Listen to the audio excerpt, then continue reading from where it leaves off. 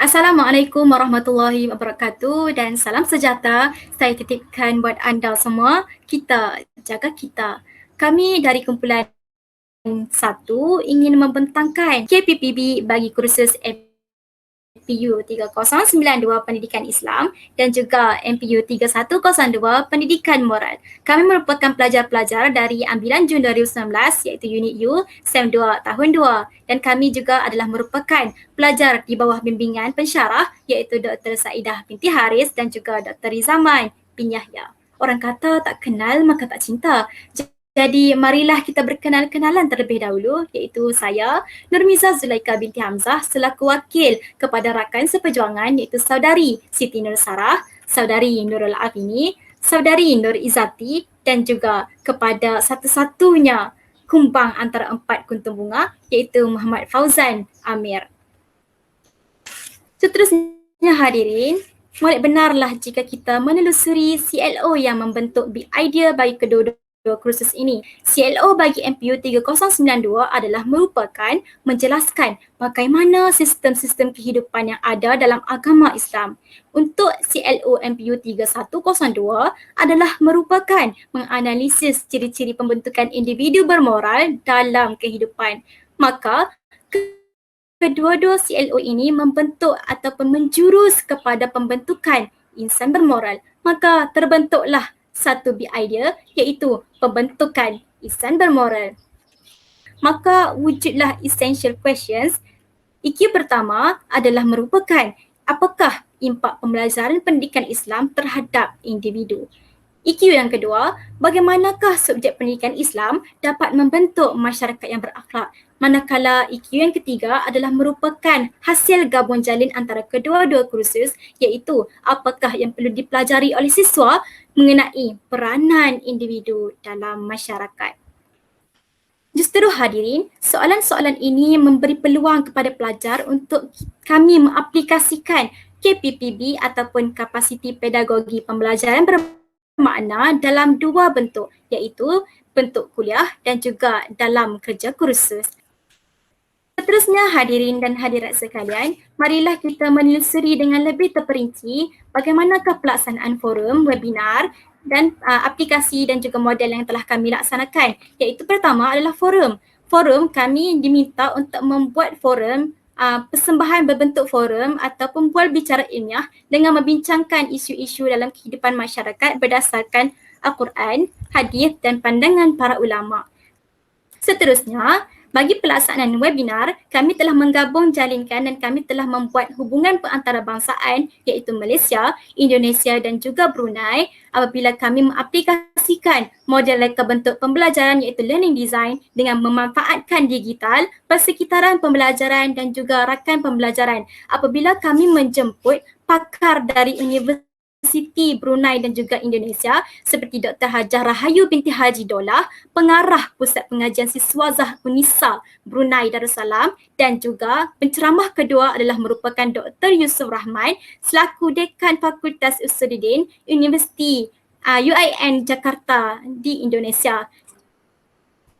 Seterusnya, kami turut melaksanakan e-book iaitu dengan mengaplikasikan model pembelajaran murid iaitu perhubungan aspirasi, pelajar cara belajar, perkongsian nota dan dalam bentuk e-book yang mudah diakses. Kami mengumpulkan seberapa banyak maklumat dan info yang secara ringkas untuk kita bersama-sama menelusuri serta masyarakat Islam yang bermoral dalam bentuk yang mudah diakses walau di mana-mana sahaja. Seterusnya, melalui penghasilan aplikasi adalah mengaplikasikan model reka bentuk pembelajaran iaitu learning design iaitu juga memanfaatkan digital, persekitaran pembelajaran dan juga rakan pembelajaran. Pemanfaatan digital apabila kami menggunakan perisian tankable untuk menghasilkan aplikasi ini yang mengandungi webinar, nota, e-book dan juga live chat. Manakala persekitaran pembelajaran kami membolehkan sesuatu ilmu itu hanya berada pada hujung jari yang boleh diakses pada bila-bila masa sahaja dan mudah dibawa ke mana-mana sahaja. Dan juga rakan pembelajaran terbentuk apabila adanya live chat untuk kami untuk kita ataupun pengguna menggunakan untuk berhubung secara langsung dengan pengguna-pengguna aplikasi ini. Dalam model ini, kami telah menghasilkan infografik untuk menjelaskan berkaitan model pembelajaran dengan pelaksanaan KPPB kursus secara lengkap dan lebih terperinci.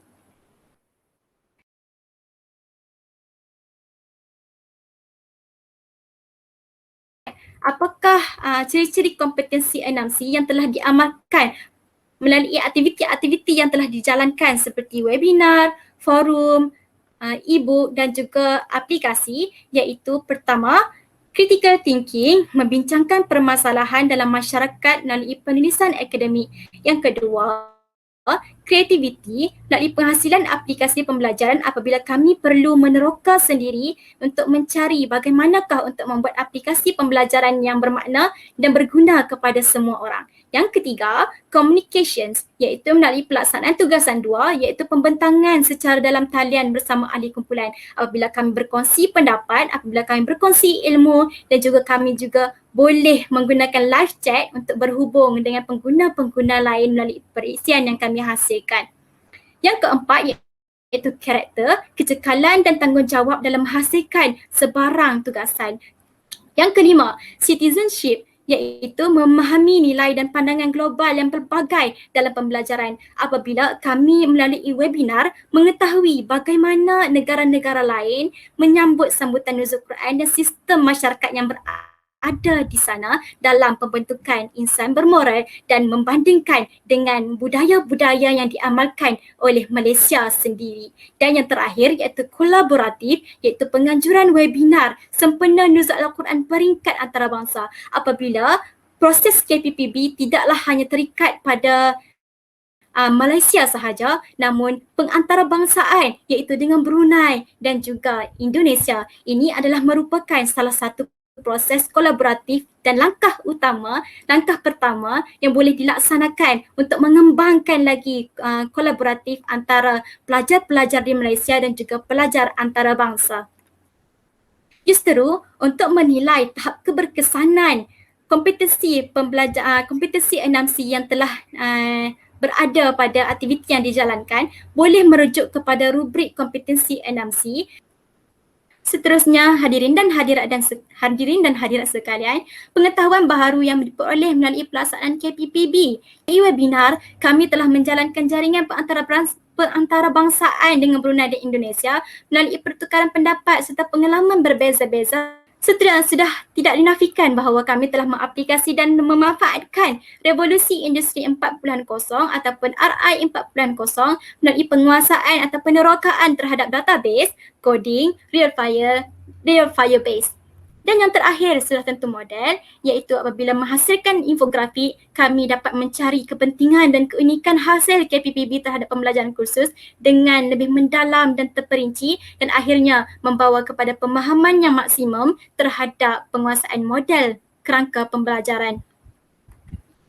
Seterusnya, hadirin dan hadirat sekalian, untuk kekuatan atau faedah, iaitu kami melakukan perkongsian secara kolaboratif melalui maya, webinar dan live chat dan meningkatkan penlibatan pelajar di peringkat antarabangsa. Yang kedua, pemanfaatan revolusi industri 4.0 apabila dunia digitalisasi dan capaian ilmu hanya berada pada hujung jari. Google Meet, WhatsApp, Thunkable, Canva dan paling penting, aplikasi yang kami hasilkan adalah merupakan aplikasi yang mampu merealisasikan dunia digitalisasi dan capaian hanya di hujung jari. Dan seterusnya yang terakhir adalah pembelajaran berkualiti, iaitu menghubungkan pelajar dengan realiti dunia sebenar. Sudah tentu kami juga mengalami cabaran, iaitu forum webinar, proses pengendalian sama ada dari aspek teknikal, persetujuan antara semua pihak, jaringan internet, kelulusan pelaksanaan webinar.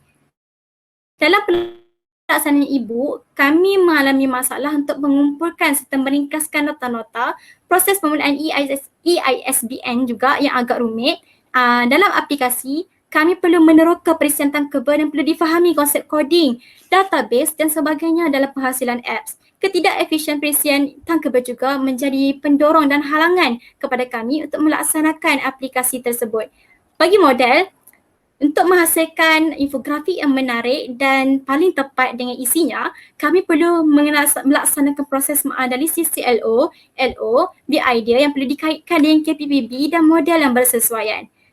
Namun begitu, kami juga mengalami cabaran-cabaran lain seperti kesuntukan masa, terlalu banyak komitmen lain yang perlu dilaksanakan, cabaran lain seperti kurangnya idea, pengetahuan, kreativiti serta ceteknya ilmu tentang perluasan ataupun perkembangan pemanfaatan digital kerana kami terikat kepada Google Meet, WhatsApp dan juga Google.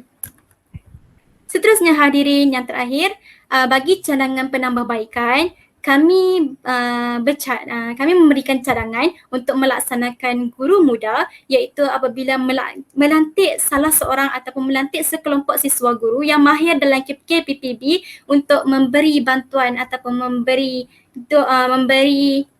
menjadi fasilitator kepada guru-guru siswa guru yang baru ingin mengenali atau berjinak-jinak dengan KPPB. Seterusnya, melaksanakan kursus atau seminar dengan memberikan kursus kejurulatihan KPPB khusus serta sijil lantikan terhadapnya. Dan yang ketiga adalah merupakan dengan mewujudkan laman rasmi iaitu mewujudkan blog ataupun laman sesawang yang khusus ataupun yang rasmi berkaitan dengan KPPB yang boleh menghubungkan IPGM, seluruh IPGM yang Malaysia, Brunei, Indonesia ataupun lebih daripada itu yang membolehkan learning partnership. Dan yang terakhir, cadangan yang terakhir adalah dengan pemanfaatan rubrik 6C. Rubrik 6C boleh dilaksanakan dengan meluas melalui setiap aktiviti yang dilaksanakan untuk kita lebih memahami apakah kepentingan dan apakah fungsi 6C dalam setiap pembelajaran yang dilaksanakan dan setiap aktiviti yang diadakan. Sekian sahaja dari kami selaku kumpulan 1 dalam membentangkan KPPB MPU 3092 Pendidikan Islam dan juga MPU 3102 Pendidikan Moral. Semoga kita berjumpa lagi di lain masa dan di lain hari. Stay safe, stay at home dan kita jaga kita. Sekian, wabillahi taufiq wal hidayah. Assalamualaikum warahmatullahi wabarakatuh.